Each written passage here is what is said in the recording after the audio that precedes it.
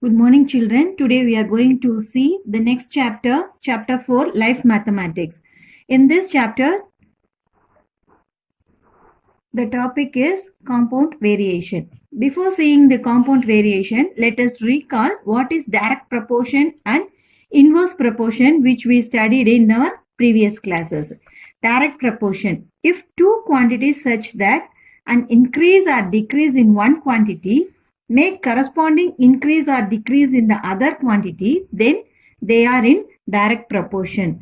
The formula to find the direct proportion, that is, if x and y's are said to be vary directly if x by y is equal to k, where k is a positive constant. The example for direct proportions are distance and time with constant speed. That is, if distance increases, then time taken to reach that distance will also increases. The same way, the time increases and the distance taken also increases. The next example is purchase and spending. Here also, if the purchase of utilities for a family during the festival increases, the spending limit also increases. The next topic we are going to see is inverse proportion. In inverse proportion, if two quantities such that an increase or decrease in one quantity make corresponding decrease or increase in other quantity, then they are in inverse proportion.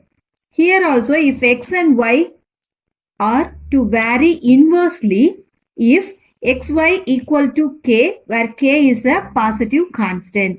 The example for inverse proportion is workers and time. If workers are employed to complete a work, then the time taken to complete will be less. The same way, if the times are increased to complete the work, then the number of workers to employed will decrease. The second example is speed and time with the fixed distance. If we travel with the less speed, then the time taken is more. And if time taken is less means, then the speed of that vehicle will be more. The next topic is compound variation. The compound variation is a chain of two or more variations in them. Then it is called as compound variation. That is direct or direct, direct inverse, inverse direct, inverse inverse are the different possibilities of two variations. The methods to find the compound variation. The first method is the proportion method. That is the product of, by using the product of means is equal to product of the extremes. And the second one is the multiplicative factor method. For example, if we take that men, hours, day, here the men are given as A and X, hours as C and D, and days as E and F. Here X is the unknown. By comparing men and hours, that is, if men and hours are in direct proportion, then the multiplicative factor is D by C. That is, you have to write it in a reciprocal. Suppose when we compare this men and days, if the men and days are in inverse proportion, then the multiplicative factors of this is E by F. Here you need not to take the reciprocal. You can directly write it as E by F. That is, when they are in direct proportion, the multiplicative factor is inversed, and when they are in inverse proportion, you have to directly write it as a multiplicative factor. By using this multiplicative factor method, we are going to solve the problems from exercise 4.4. Second sum, 200 men working 12 hours a day can finish a job in 18 days. How many men are required to finish the job in 20 days working 14 hours a day? First, they had given hours, day and men. The first one is that when 200 men are worked, they finish their job in 18 days when they work for 12 hours. This can be written as hours is equal to 12, day is 18 and men are 210. And now we have to find out if they work for 14 hours in 20 days, then how many men are required? For that, let us take that number of men required be x. To find the unknown value x, first we are going to compare hours and men. Yes, the number of hours are increases, then the number of men required to finish the job will decreases. Therefore, it is an inverse proportion. Therefore, the multiplicative factor is 12 by 14. Next, we are comparing this day and men, 18 and 20. Since the number of days are increases, then the number of men are decreases. Therefore, it is an inverse proportion. Therefore, the multiplicative factor is 18 by 20. Using this multiplicative factor, you have to find out the value of x. X is equal to number of men given, that is 210 into multiplicative factor 1, 12 by 14 into the next multiplicative factor 18 by 20. After cancel it by the common factors, we will get the answer as 162. Therefore, 162 men are required to finish the job in 18 hours in 20 days.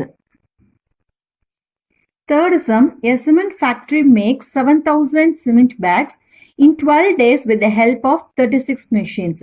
How many bags can be made in 18 days using 24 machines?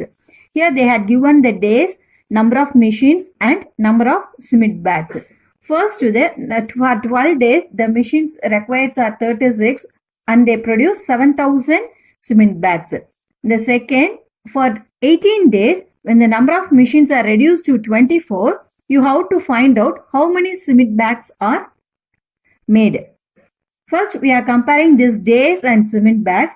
Here, the days are increasing. Therefore, the cement bags, number of cement bags also increasing. Therefore, it is a direct variation.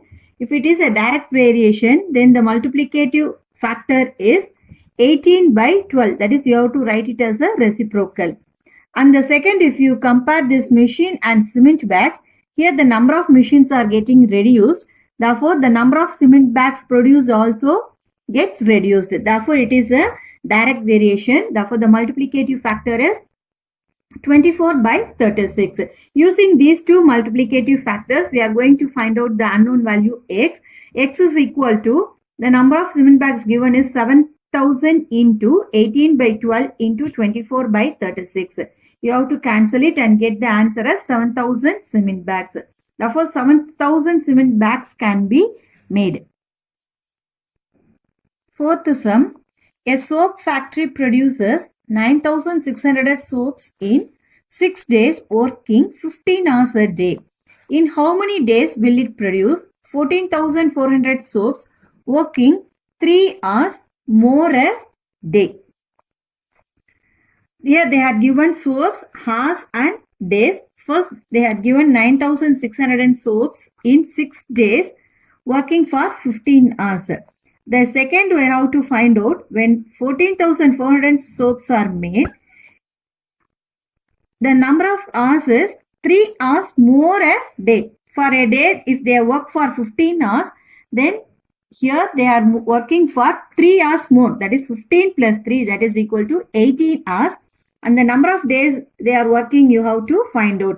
Here that number of days, required number of days can be taken as x. First, we are going to compare the soaps and day. Here the number of soaps increases, then number of days also increases. Therefore, it is a direct proportion. Then the multiplicative factor is, you have to write the reciprocal of these two numbers, that is 4,400 by 9,600. The second one, you have to compare hours and days. The number of hours are increasing, that is 15, and the next is they are increasing as 3 hours. Number of hours are increasing, the number of days to produce the soaps will get reduced. Therefore, it is an indirect proportion. Therefore, the multiplicative factor is 15 by 8. Using these two multiplicating factor, we are finding the value of x. That is x equal to 6 into 14,400 by 9,600 into 15 by 8. We will get the answer as 15 by 2. Therefore, 15 by 2 days will be needed to produce the 14,400 soaps. Fifth sum, if 6 container lorries transport 135 tons of goods in 5 days, how many more lorries are required to transport 180 tons of goods in 4 days? First, they had given that container lorries are 6 and the goods are 135 tons and the days required is 5. The second, for how many more lorries are required? Already there are 6 lorries. Then how many more means 6 plus X. That the goods produced is 180 tons and the number of days they have worked is 4 days. First we are going to compare this container lorries and days. Here as the first we are comparing container lorries and goods. Here as the goods are increases, the container lorries also increases. Therefore it is a direct proportion. Therefore the multiplying factor is equal to 180 by 35. That is we are taking the reciprocal. The second, as the number of days decreases, but then container lorries are getting increased. They had given that how many more lorries are required. Therefore it is in inverse proportion. Therefore the multiplying factor is equal to 5 by 4. Using these two multiplying factor, we are going to find out this unknown, that is 6 plus X. 6 plus X equal to 6 into 180 by 135 into 5 by 4. After getting cancelled, we get the equation as 6 plus X equal to 10. From this equation, we are finding the value of X, that is X equal to 4. Therefore, 4 more lorries are required. Thank you.